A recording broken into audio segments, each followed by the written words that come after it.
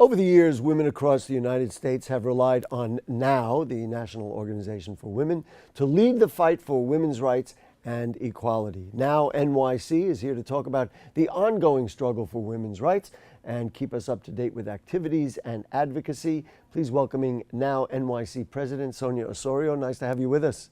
Pleasure to be here. Just talk to me about the climate right now. Where are we at? I mean, we know that things are different in Washington, so you start at the top, but trickle it all the way down to how women are doing even here in our borough of the Bronx.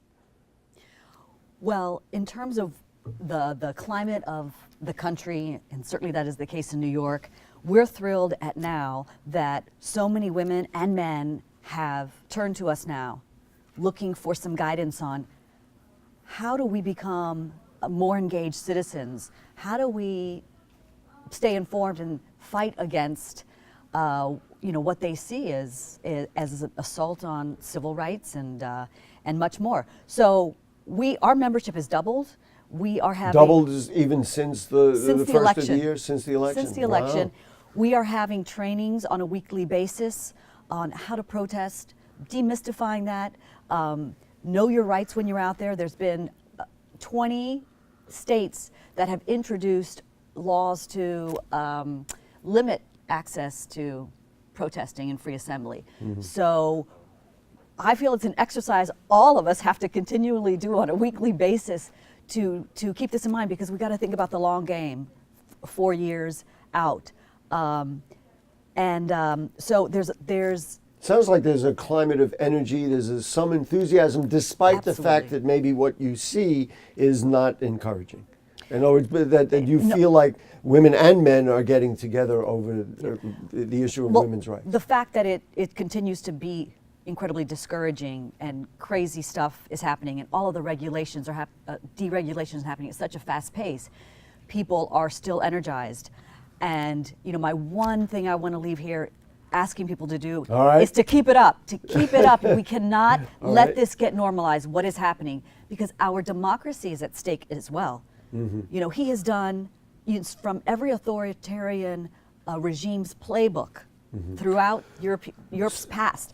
First demonizing a group of people, then going after the press. The press is under assault. He's trying to delegitimize what we're doing right here. Mm-hmm. I guess on the good side, you said that so that your enrollment has doubled. If you take a look at that one women's march, 5 million people across the world, I think that would have to encourage you to say, you know what, even though maybe some of the legislative things and even the president or his cabinet or whatever don't believe in what we believe in, there still are a lot of people who are willing to, frankly, march on our behalf, on behalf of these five. I think that was one of the most successful things about that march, and even the events we have at our office. And the many public events we have where we're having 1,000 people coming. The dialogue keeps going. It keeps going, but also it's going somewhere and realizing you're not alone. There are a lot of people who feel this way and realize that this is not normal, that this is lunacy, and it gives you a sense of hope that, okay, maybe if we stay strong, we stick together, and we fight, that we could make a difference. Let's talk about the Violence Against Women Act, which is now on the brink, so to speak.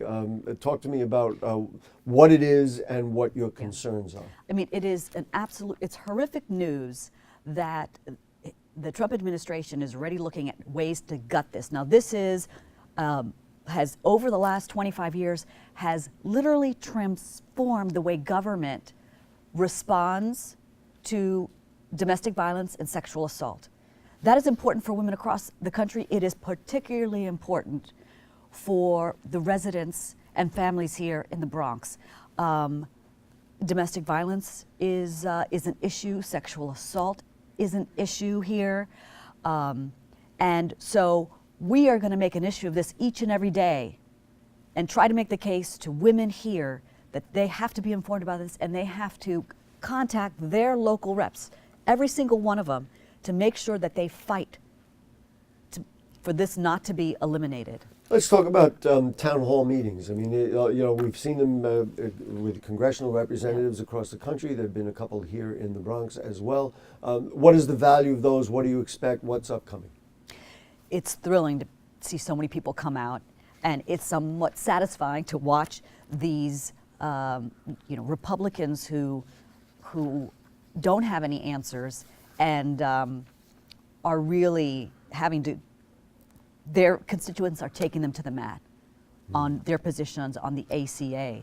So NOW is actually going to do a series of town halls across New York State, starting with one in Manhattan Monday night.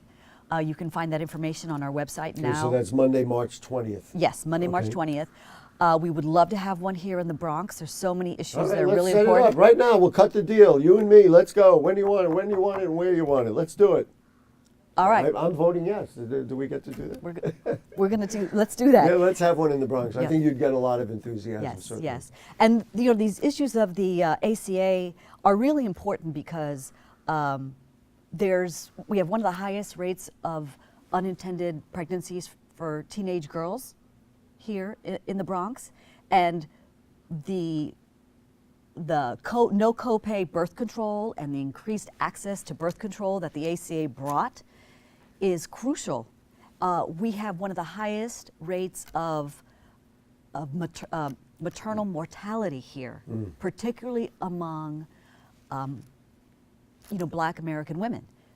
The prenatal care and all that's part of the ACA. It sounds to me like needed. the advocacy, aside from the specifics, and I'm not demeaning any of the specifics, sounds like the overall conceptual advocacy has to be, we need equality, we need support for various important things, reproductive rights and all those things. I mean, if I'm understanding what you're saying, that's really the bottom line here. Absolutely, absolutely. And there's also good things happening at the state level, which is nice against the backdrop of what's at stake federally. We're not going to have time to go through it, but what I want to do is advise people to go to your website, to Yes. get on the phone. What should they do? They should come to our website to get these dates on our trainings, to meet like-minded women and men, and to come to our town hall and find the whole series of them. And also, we've got activist toolkits. We also are creating these fight back teams, and we need some fight back teams here in the Bronx. If you not only want to participate because you think it's right for yourself, but you say, you know what, I got a lot of my peeps, I want to bring them around, then we can learn how to do it by contacting NOW. Absolutely. Sonia, thank you for your passion, thank you for your work, and thank you in particular for fighting for women in the Bronx. Thank you so much. Okay, we appreciate Sonia Ossorio. And you know what happened as a result of your visit here? We've come to the end of our show. I'd like to thank all of the guests for joining us, and thank you for tuning in. If you've missed any part of today's show, you can catch the re-cablecast at 5 and 10 p.m.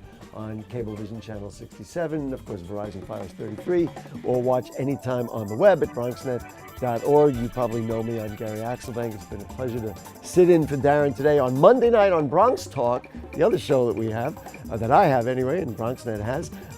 We will host Assemblymember Michael Blake, who has been just named Vice President of the Democratic National Committee. Should be a really good night. Anyway, you have a great day. Be careful in the snow.